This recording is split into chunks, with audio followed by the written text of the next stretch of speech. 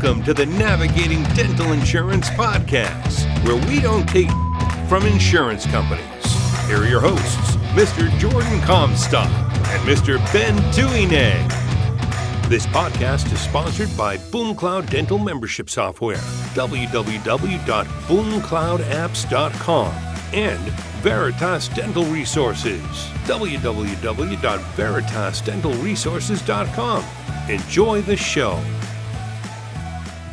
Hey everybody, this is Ben Tuine and Jordan Comstock. Real quick here, we wanted to announce our conference that's coming up here November 3rd, 2018 here in Salt Lake City, 2nd. Utah. Sorry, November 2nd. That's why it's always great to have a co-host. You like the still small voice in the back of my head. In this case, it was a nice bass sound. November 2nd. November 2nd. Yeah. So November 2nd, folks, check out our website, saynotoppos.com to register. Just click on the 2000, what does it say there? Events. Yeah, it's saynotoppos.com/event-2018. If you go to the homepage of our website, you'll see it right there at the top of the menu as well. So it doesn't really matter if you go directly to that link we said. Ben, should we share a promo code right now? Yeah. So the promo code that we thought of is INS, abbreviation for insurance. So INS sucks. So INS sucks is the promo code, and you'll get 50% off if you register there. Anything else, Jordan? No, that's it, man. We hope to see you guys there. Rock and roll. Looking forward to it. Welcome to another exciting episode of the Navigating Dental Insurance Podcast. I am your co-host today, Jordan Comstock. Ben is not with us today. He is out working harder than I am, seems like. He's got a couple client calls, so he wasn't able to make our call today. But basically, I'm really excited for our episode today. We have on the line with us Katherine Eitel Belt. And for those of you that don't know who she is an international speaker, communication coach, and the CEO of LionSpeak, a company dedicated to teaching unscripted communication skills for the practice. And I'm just super excited to have her on. She's helped consulted for many companies like Care Credit, Henry Schein, Patterson, Philips Oral Healthcare, and others. And I met her down in California when I was at the SCN conference, which was amazing. Katherine, welcome to the show. How are you doing? I'm doing great. Couldn't be better, and happy to be on your show, Jordan. Yeah. We're gonna have a good time today. We're gonna talk about communication, and especially in regards when it comes to insurance and other topics that I feel the need to talk about. But Katherine, tell us a little bit about yourself. How did you get involved in the dental industry? I actually started in college as a dental assistant. Nice. And loved it and worked my way up to, working at the front desk and managing a large multi-doctor practice. And then I moved to California with my husband. He was transferred, and so we moved here and from Texas, right? From Texas. That was in Texas. What part of Texas? And I grew up north of Houston. Awesome. A little tiny town, 38 kids in my graduating class. So oh, wow. It was a little country town, and it was a great place to grow up. But I, went to school at Texas A&M and lived in Austin for a while. So I love Texas. It's a great place. And then, like I said, moved to Southern California. I took my only job outside of dentistry, only job I've ever had outside of the industry, and that was with Callaway Winery, and it was owned by Ely Callaway. If you have any golfers on the podcast, he's the same Callaway that does Callaway golf, same guy. Oh, wow. And so he's just the Midas touch. Everything he touched was really successful, and he sold that winery soon after I came to work there as the marketing manager. He sold it to Hiram Walker, which is a huge international liquor brand. And so I got a really deep dive into what corporate America looked like, what big budgets look like, what managing a lot of people, high expectations, So it was a great experience. I got pregnant with my second son, and after we got him into school, I decided I didn't want to go back into that corporate life. I didn't want to go back chairside or running a dental practice. I wasn't really sure, and I took a job with a consulting company, and I didn't care that much for the company and what they taught, but I fell in love with teaching. I fell in love with helping practices to succeed, and so I eventually opened my own firm and wrote my own program, and of course I had a lot of great mentors and help along the way, but that I did that for several decades, and then about 3 years ago, almost 3 years ago, we rebranded. I think something happens when you get into your 50s. You're kind of on the other half of the yardstick in life, Yeah. And so I just decided I wanted to spend the rest of my time working, doing the piece of consulting and coaching that I really loved, and that is communications coaching. So we narrowed our focus to just a sliver of hyper focus, which is on teaching people how to communicate at a higher level. And we like to say that we do that in 3 different lanes, if you will. So one lane is what we would call patient-facing communications, anything that falls in that category, like telephone skills. We do a lot of coaching. We have a pretty robust mystery shopper call program that we think we do really different than anybody else out there. And financial conversations, treatment presentation, things like that we coach on. And then our middle lane is team facing. So anything that's leader to team, team to team, manager to team, or vice versa, we coach on those business and personal leadership communication skills. And I think that's, Jordan, where we're going to focus today. Yeah, we'll talk about that. Is in that lane. And then we have a third lane, which is audience facing. So we do a train the speaker program if any of your listeners are interested in becoming a speaker, or they already are and they want to be a better one. And then we also do a train the trainer program for people who are doing workshops or internal training. Right now we're doing a lot of internal programs for DSOs and larger business, dental businesses that have internal training departments, and they want to do that better. So we're helping them take their curriculums and really teach it better. So all of that is what LionSpeak does, and that's how I kind of meandered my way to this little piece of expertise. So. Super cool. I love it. Yeah. So today I want to talk about a couple things. I know just the topic of insurance. When patients have insurance questions in the practice, it sometimes can be awkward or hard to communicate with those patients. What are some of your tips and tricks that you tell practices or office managers, staff members when they're talking about insurance to patients? What are the things that you recommend? We do a lot of phone skills training, and often it's one of the first questions that patients ask. So, do you accept my plan, or are you a provider on my plan, or do you take my insurance? They say it in a number of ways, but it's essentially the same question. Mm-hmm. And one of the things that we like to teach is to focus on what you are, not what you're not. And focus on what you can provide, not what you cannot provide, or what you can do, not what you can't do. That is a shift. That's actually a really great communication and leadership shift. Is always to be redirecting people that you're talking to what is possible and what you can do instead of what you can't. So it's pretty easy. So you're switching it from a negative starting point to a positive starting point. Exactly, and I'll give an example of that. It's not a challenging question to answer. If you are a provider on the plan, then it's a yes. If you're at a network, it becomes challenging when you're not a provider. Yeah. Or when or there's some issue there. I will say that even if you are a provider and answering the question is easier, what we find we've done literally thousands of mystery shopper calls. Over the last few years, we have done a bunch. So you can imagine we've seen some commonalities between all of those. And one of the things we see, even when people do take the plan, is that they give too much information, and it's tempting because it's what we know, especially if someone loves insurance, if they love coding, they love all the details about it, and they've spent their careers there and they understand it. They tend to want to talk about what they know so well, all the details about it. And it actually is confusing typically for patients, and it's often off-putting. And so one of the things that we encourage is to just say, yes, we can help you with your insurance. We absolutely can help you with that. And so here's what we would recommend. Let's get you in.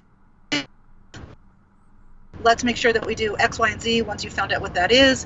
And then when you're here, we're going to get all the information from you, or maybe you'll get that on the phone once we schedule the appointment. And we're then going to sit down with you once we know what the treatment plan is. And we're going to go over all the specifics. Here's what we promise you.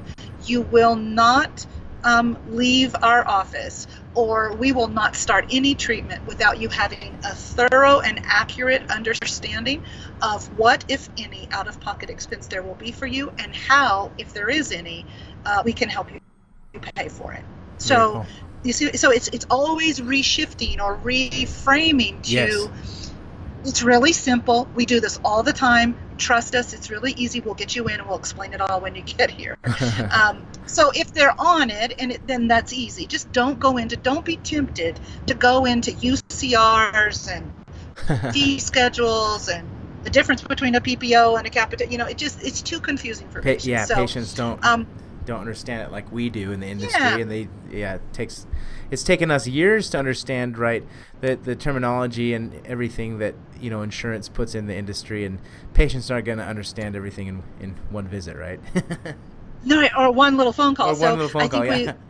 Yeah. So just err on the side of very basic, and always through the filter of how exciting this is, how glad we are they have some assistance from insurance, how thrilled we are to be able to work with them and get them what they need with this assistance. And so just keep it really light and positive.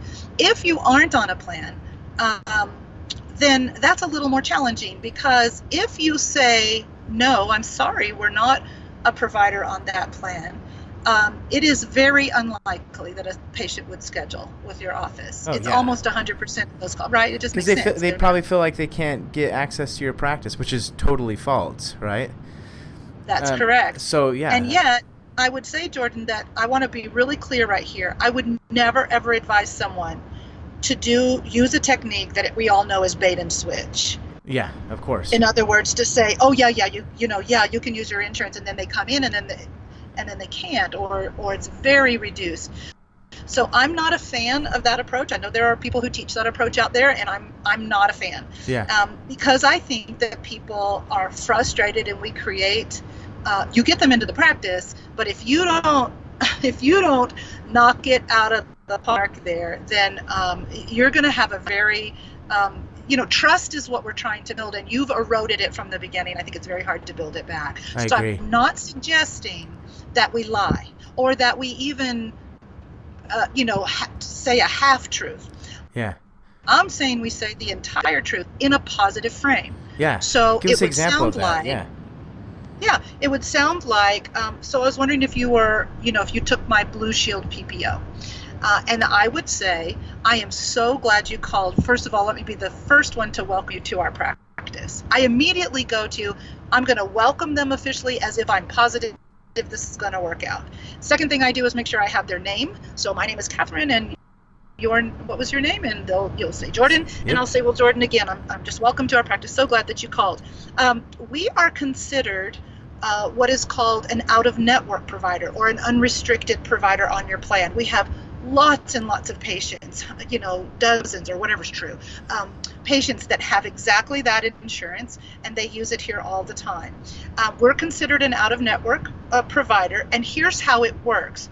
We would find out what you need. We would, and I might stop here and say, Jordan, was there a reason that you were looking for a dentist that carried this insurance? Are you having a dental issue that's bothering you, or someone in your family? So I'm going to try to find out, why are they calling and even asking about this? Yeah, Because what's the real problem? Yeah. What's the real problem? And once I know what that is, I can say, oh my gosh, Jordan, I'm so glad you called us, because that's what we do, and we do it especially well. Let me tell you how, or let me tell you why. And so now I have the chance to promote the practice back to the patient through the filter of what they care about. But it's all about reframing that in, here's how it works in our practice. You'll come in, you'll bring your insurance information, or I'll get some information from you and I'll research it before you come in, so that once we do the exam and we know exactly what you need, you and I'll sit down, and here's what I promise. We won't start any treatment. We won't let you leave the practice without you knowing exactly what any contribution from you would be, and we would also let you know any options, all the options that we have available for you to work this into your budget if there's anything out of pocket. And we love it when patients have insurance. We actually come here and have come here for years. They have no insurance. So we're thrilled when someone gets a little assistance from an insurance company, and we'll do everything we can to make sure you get everything that's come to you. And Jordan, would you like Thursday at 3 or Monday at 9? Which of those would work better? Perfect. And Monday. I'm just going for the positive, expected, good outcome. That's what I'm going for. So that's in a nutshell. That's very quick, but those are typical skills that we teach. And you mentioned, Jordan, earlier that we teach something called unscripted communication skills, which almost sounds like an oxymoron. But I'm not a fan of scripts. I understand why scripts came around, and I understand why we use them for a period of time. I think as a business owner, for example, I don't answer my own phone. Someone else, I hire someone to do that. Mm-hmm.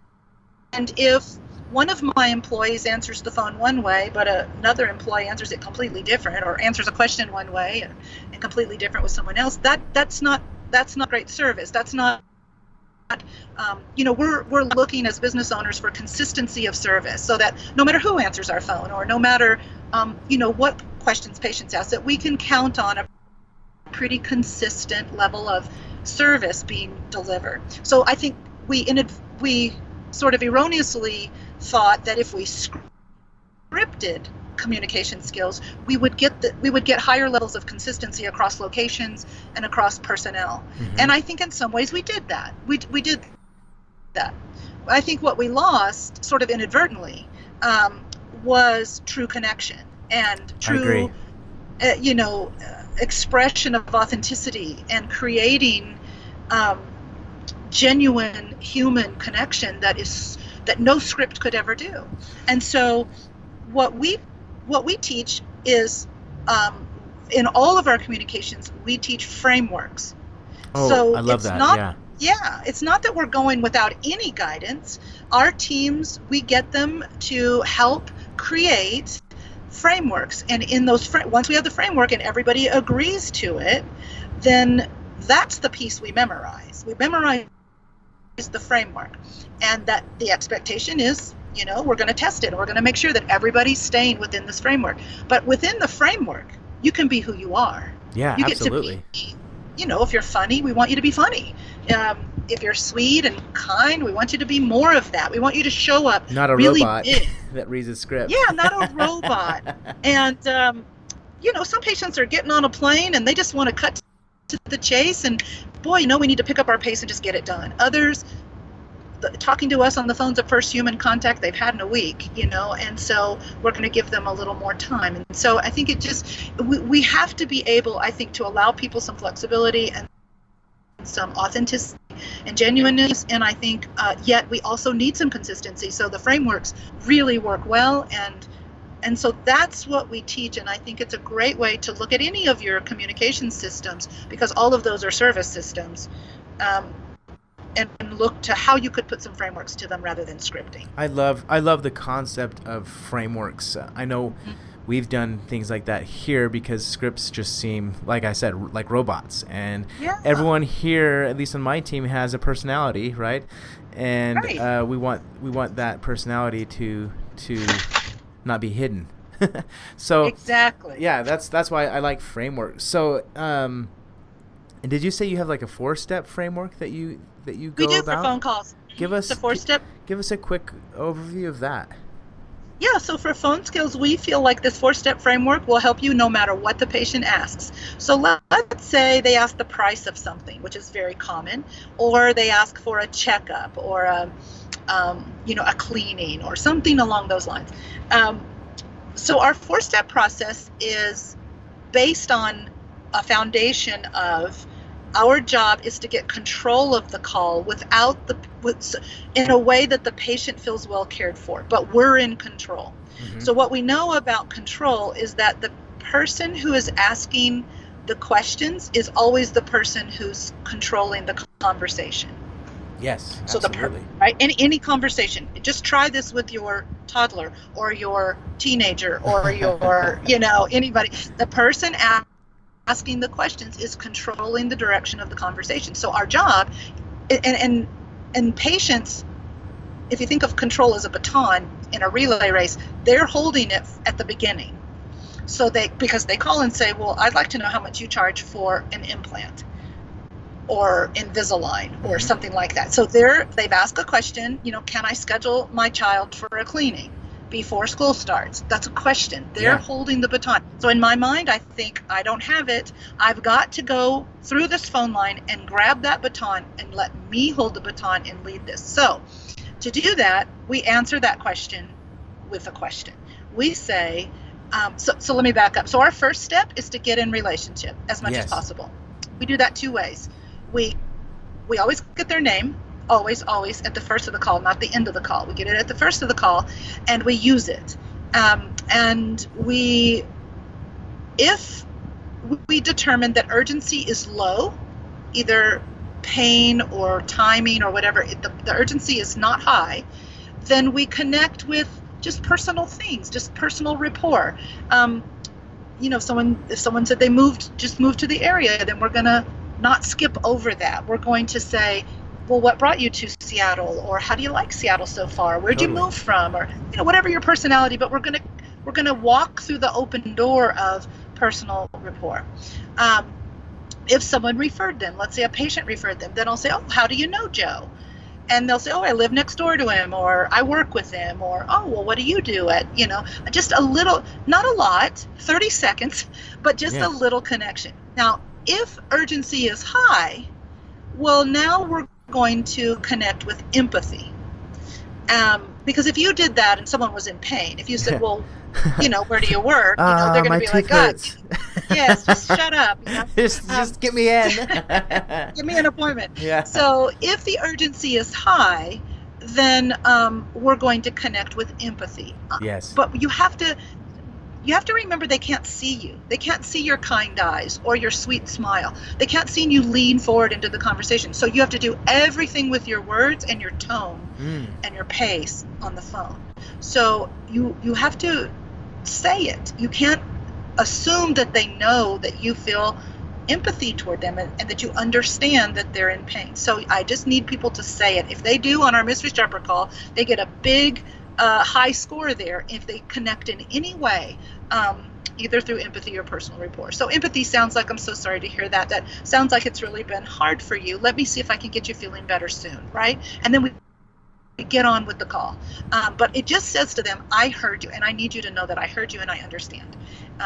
And that's all. So that's step number 1, is get in relationships. No, step number 2, we call discovery. And discovery is where we go grab that control. So if someone said, I wanted to see, the cost of an implant, how much is an implant? Then we just say, gosh, well, again, my name was Katherine, and what was your name? Oh, it's, Jordan. Great, Jordan. So I absolutely am delighted to help you with that question. And I want to make sure that I give you accurate information and the right information. So would you mind if I ask you a couple of clarifying questions first? Now, Jordan he thinks he's going to get what he asked for, so he's going to say yes. Yeah. If they say, can I schedule a cleaning? Instead of saying, no, I'm sorry, we don't do cleanings first. You have to come in for an exam. I'm going to say, oh, I would be delighted to schedule an appointment for you, Jordan. I just want to make sure that I schedule the right appointment in the right amount of time. So would you mind if I ask you a couple of questions first? Yeah, awesome. Now who's got the control? You. I reached through the phone line. I got that baton. I'm holding it. Now I have moved into discovery, and now I can say, all right, Jordan, so, can you help me understand why you're asking about the implant? Are you wanting that for yourself? Are you wanting it for someone, calling for someone else?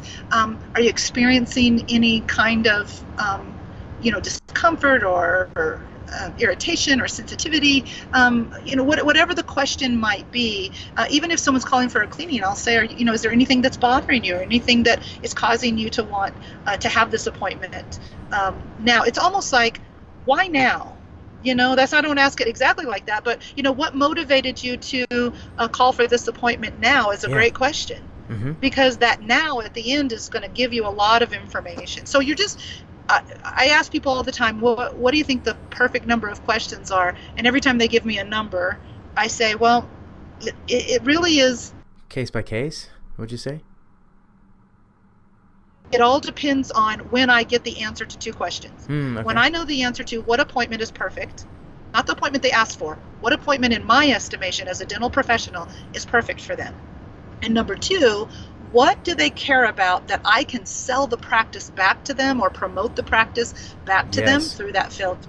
Those are the two questions. So I keep asking questions till I have those two answers in my mind. Okay. And once in my mind I go, I know exactly which appointment I'm going to do a comp exam, or I'm going to steer them toward a limited exam, or whatever it is.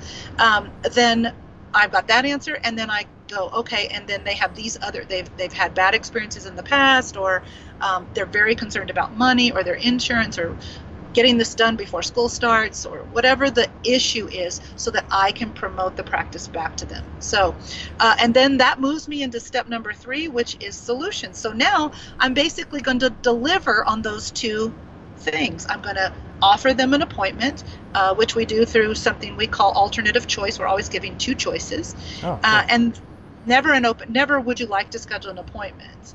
We never ask that question. We always are going to say, and so Jordan, I have a perfect appointment for you, a Tuesday at 9:00 or Wednesday at 3, which would be better? It's always a, would you like A or would you like B? Okay. Which one? Yeah. Makes it easy. Yeah.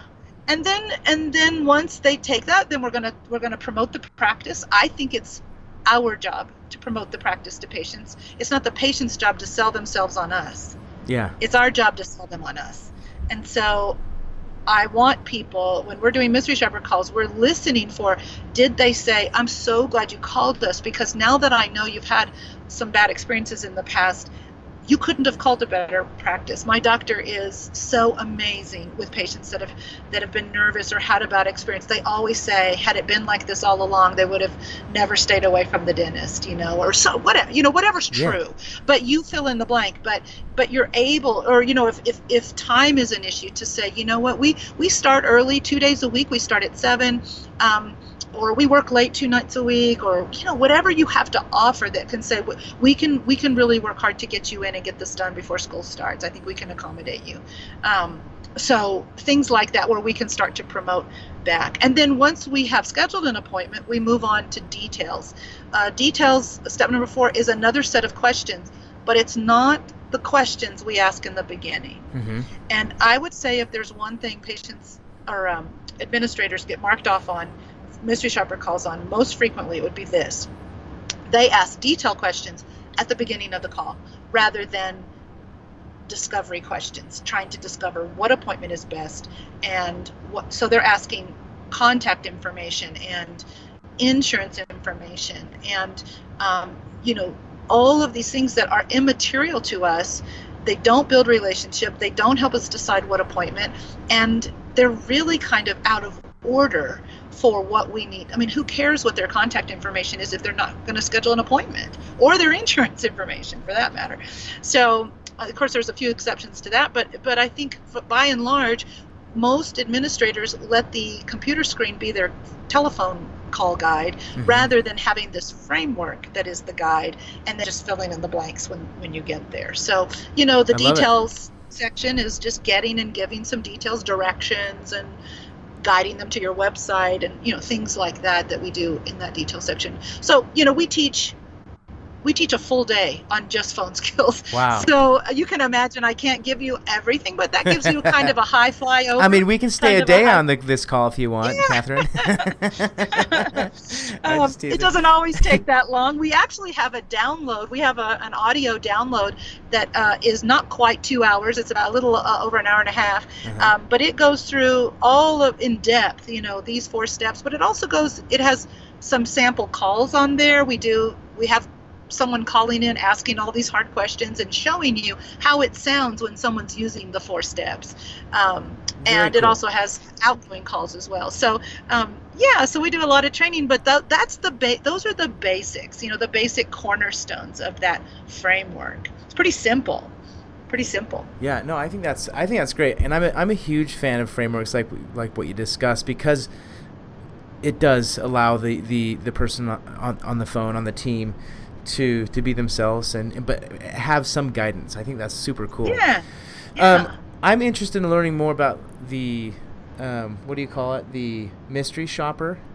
How do you what are the benefits of doing that in a practice? And kind of tell us your strategy with that. I'm curious. Yeah. Well, we do it. We're on a mission. LionSpeak is on a mission, and probably grown from a personal mission of mine to change the way administrators and practices feel about these phone calls, because they've been done very poorly, I think, by a lot of consulting firms in the past.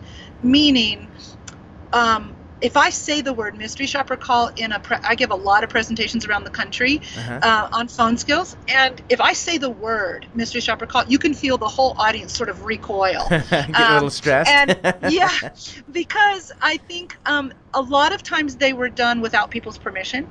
A lot of times they were done, and people felt like they were beat up. They weren't supported. They weren't lifted up. They were beat up. And we want to lift people up. And our goal is to get them quickly to a point where they can go in, if they are ready for a raise, and they can lay down 4 or 5 mystery shopper calls they scored a 10 on, and maybe when they started at a 5 or 6 or something, that we quickly get them up to where they're really excelling and doing well. So that's number 1. Number 2, we use real people. We don't go find somebody, buddy off the street that doesn't speak the language, that is, not at all in their right faculties. We actually get real people that have families and are normal working class folks that call in and ask normal questions that your average patient would ask you, because that's what we want people to get better with. So we really try hard to get a diversity, but we want people to ask real questions, not weird questions that nobody's going to do well on, Yeah, totally. Nobody's going to do well on that. So that's the second thing. And the third thing is we don't play the mystery shopper call before anybody without the person's permission, except for the person that ordered the call, maybe the owner or the manager. But other than that, we would never play it before an entire team or their teammates, or we would never play it in one of our presentations ever, because we want people to always feel like we have them and are holding them up to their best self and their best life and their best professional career. And that. Yeah, that's awesome. Yeah, we want to be respectful, and we want to be on their team, not their adversary. And that's our goal. And I know that people, here's what I know, Jordan, I'm a speaker and trainer for a living. Mm-hmm. And I have a coach. I have a speaking coach. I always have. I'm on my 3rd one. Nice. And my You mean you don't coach yourself, Katherine? I know, you can't coach yourself. It's impossible. You can't do it. Too many blind spots. Too many blind spots. But it's not easy to be coached. It's you have to be vulnerable, and you have to be open to what needs improvement. I mean, that's the whole reason we pay the money for the coaching. So I know what it feels like to be coached. And one of the things my coach requires of me is about every, 5 to 10 presentations, I have to record it. And I have to play the recording back to myself, which is always incredibly painful, just painful. To listen to myself or watch myself is even worse. But so I have to play it back. I have to write down what I think I did well and what I think I need to work on. And then he watches it, he does the same thing, and we compare our notes, and then we make a plan. And that's how I think that I've gotten better exponentially. So I probably would have gotten better anyway over time, but I've gotten there quicker, and therefore my career has gone more quickly in the direction I wanted it to go, because I was willing to be brave enough, and I hired the right coach that kept me, sort of close and really took care of me and helped me with that feedback. And so that's the coach we want to be for our people. We want to be their Very advocate. Cool. Yeah. So and I know we love. Go ahead. Sorry. Yeah, we love it. The program is a subscription. Well, you can get a mystery shopper call on its own, but most people do the subscription. It's really cost effective, and you get the training download first, so that's what comes with it. And your people listen to it, so they've actually already had some training before their first call happens usually. And then we do a call, and it comes with a report. So you get a digital file with the recording, and then you get a PDF document with our report. And at the end of the report, we give the next 2 to 3 action items that we would suggest this person would do to try to raise their score next month.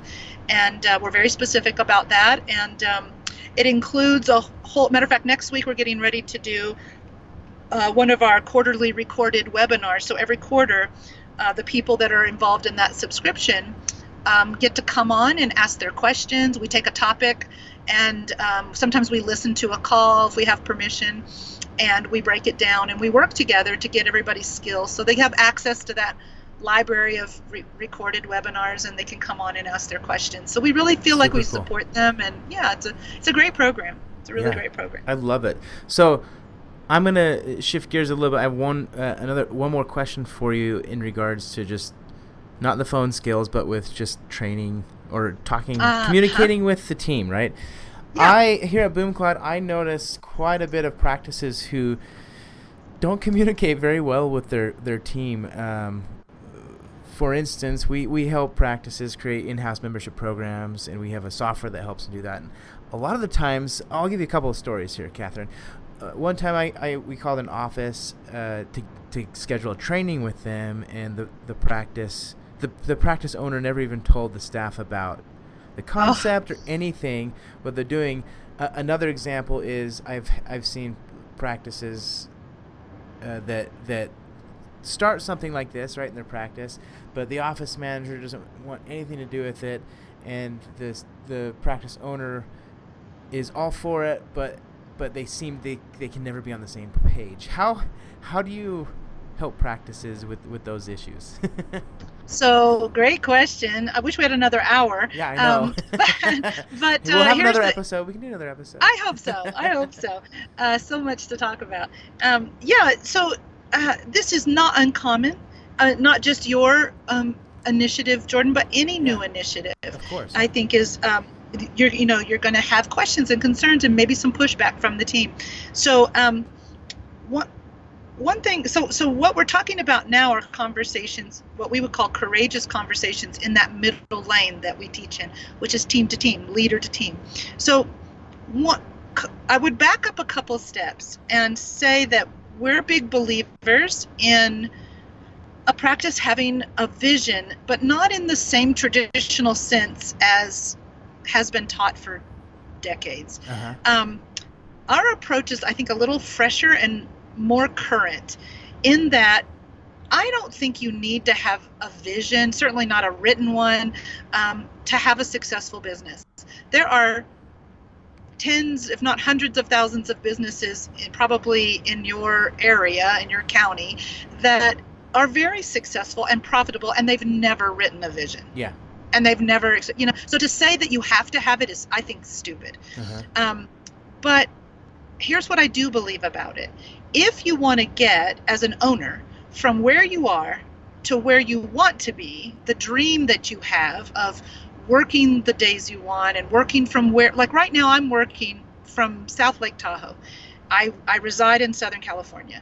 because my husband has a summer cabin that's been in his family almost 100 years, and he has only missed one summer up here his entire life. So very sentimental about it, but we can't get up here in the winter. So in the summer, we want to be up here as much as possible. So I have a vision for my company that we do this in a way that I have the freedom to work from here remotely in the summer.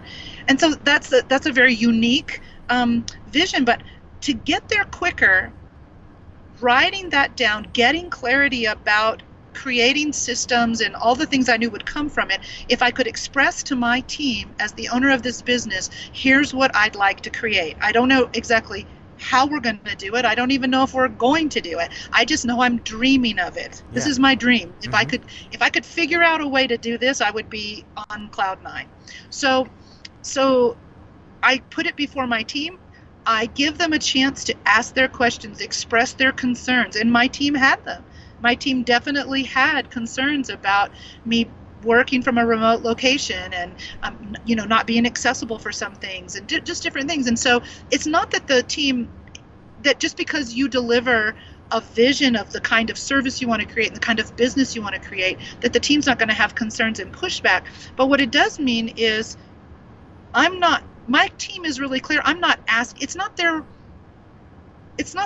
job or their right to create the vision for my company. Yes. I own it. Yeah. Right? It's my prerogative, and I think it's my responsibility to clarify that for the team.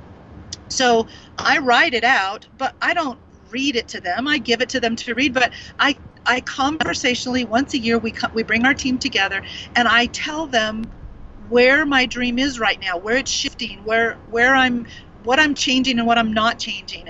And so I want at least once a year for there to be real clarity about where we're going and what the intention is. And then from there, I say, now I want your feedback. This is a safe space for you to ask any question, to voice any concern. It won't change where I'm going, but it might influence how or the timing or the ideas for there. And I want your ideas. I need your help. And so they jump in and they really voice it, and they've got creative ideas, and and that's where we develop our strategies and our tactics and the things that we're going to pull the trigger on in the next 12 months. And so that's where that comes from. So I say all of this to say, this has got to come from the top, and it's got to be delivered in a way that says, we're not asking for permission. We're gonna try this. We're gonna try BoomCloud's in-house insurance plan. I've decided that's a level of service I'd like to be known for. That's a level of service I'd like to offer my patients. That's part of my vision. I'm adding that in. It hasn't been there before. I didn't know it existed. Now I do. I want to add it in. It fits very well with my vision for patient care or my standing in the community or my reputation, whatever. Mm-hmm, yeah. Now, what I'd like to do is open this up for your questions and your concerns, because I want to make sure that when we leave this meeting, we have a strategy in place. We all have something we can agree to. And I also want you to know that if you listen to all of this, and at the end of the day, you disagree with it, that is okay. It is okay, and I will respect that you asked your questions, you voiced your concerns, you're not feeling good and positive about this.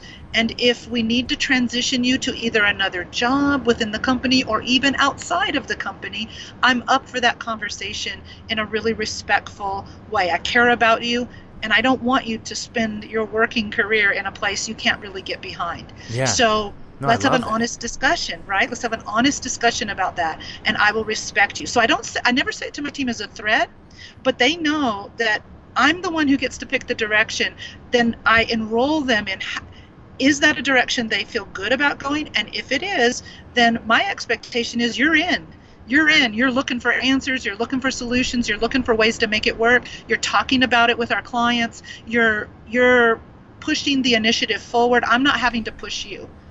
Yeah. And so we spend a lot of time talking about the leader's responsibility in terms of leadership conversations, and the employees' personal leadership conversations, where I'm a big believer that everyone is what we call at choice. So an owner is at choice. You can go anywhere you want to go, develop any kind of business you want, and you can hire anyone you want. Yeah. You don't have to hire anyone. You don't have to have any particular people, right? And so I'm not going to have people on my team that aren't willing to ask what they need to ask to decide if this is the place they want to be. And if they say, I've asked all my questions, this is the place I want to be, I can get behind the philosophies and the values and the vision, then my expectation is they're in, and we're going, and I would never have to push them. I would never have to ask them to be more enthusiastic or more creative or more. It happens naturally. Yeah. And I mean, I don't want to babysit people. I don't have time, and I don't want to. Neither do I. They work for LionSpeak. They're going to be self-motivated, and they're going to be excited about what we're up to. And so I also feel like employees are at choice. Nobody puts a gun to our head when we get in the car and put the keys in the car and drive to that job every day. Yeah. I mean, Jordan, I've worked at jobs where I knew it wasn't I think I mentioned I worked for a company. I didn't much care for the company or their program. Likewise. But I worked there for a period of time because I had some little mouths at home to feed. And at the moment, it was what I needed to do. So I'm not suggesting people don't work at a job that isn't like their ultimate career, but I am suggesting that if we're doing that, we're conscious that it's our choice. We're not blaming the boss or blaming the company. We're not, because then we become the victim, and that is such a powerless place to operate from and have to have a conversation and move your career forward is from a place of full control. And when you're at choice, that means you make your own choices, even if that's today to drive to that job that isn't your favorite, that is different than what you would do if you were the owner, but not to blame the boss when you get there, and not to show up less than what you should be because you made that choice. Yeah. And so it's just people stepping into their own accountability and their own power. I mean, it's very freeing, really. It sounds kind of heavy at first, but when you're fully at choice, you're choosing your destiny, and that's a very empowered, freeing place to be, because nobody is in control of you. You're in control of your own. So from an employee standpoint, if you heard a doctor bring in an insurance plan like this or something that you'd never even thought of and you're not sure how you feel about it, then step into your own personal leadership. Step in and say, I have some concerns, and before I can get behind this, I've got to get those concerns answered. Yeah. And just own it, and be responsible, be adult about it. And then if it ends up not to your liking, then just make an adult choice, a mature choice that says, I choose to stay, and I understand that's my choice.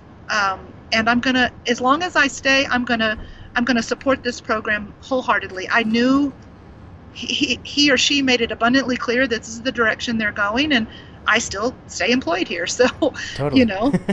Yeah. So I could make a different choice anytime I wanted to. And, I love it. Yeah. No, I love that mindset. I love the philosophy, and I think this is a good tip for a lot of practice owners out there to really listen to what Katherine's saying, because I'm even learning, right? I want to try to improve how I interact with my team here and everything, but I love everything that we've discussed today. Good. I think it's awesome. Okay. So, Katherine, if people want to reach out and find more information or ask questions, or just get in touch with you to look at your courses and your consulting, what's the best place for them to go? Yeah, so the best place is obviously the website. Our website is LionSpeak, LionSpeak.net, N-E-T, not .com. Okay. LionSpeak.net. There you'll find information in all three of those lanes. You'll find information on our patient communications coaching for phone skills and other things. You'll find workshops for leadership, personal leadership. We have just finished one in July. We'll have another one in November in San Diego. It's for owners, managers, or any employee, certainly team leads and things like that. If you're wanting to improve your leadership mindset and your leadership communications, this is a workshop that's for you. So I'd highly encourage that. And then like I said, if you're interested in becoming a speaker or a trainer, or that's a part of your job and you want to do that better, then we do offer those workshops as well. So awesome. And I'll throw a plug. Everyone I speak to about you, Katherine, says amazing things about you. So so you got a lot of people nice who love what you do and how you do it. So I'm also thinking about, we're in the process of scheduling time to work with you, Katherine. I'm super excited because... Yeah, we do personal coaching just like we're going to do together. Yeah. Exactly. So I highly recommend any of our listeners out there that want to improve their communication skills, whether it's with their patients or in their team, or if you are thinking about being a speaker, I highly recommend you, Katherine, because everyone talks so well about you. So that's when you know that you're having some success, is when you have developed that reputation. Totally. And so I'm happy to hear. It makes my day. Yeah, awesome. Well, I appreciate your time spent with me on this episode, and all the listeners out there. I hope you all have a wonderful day.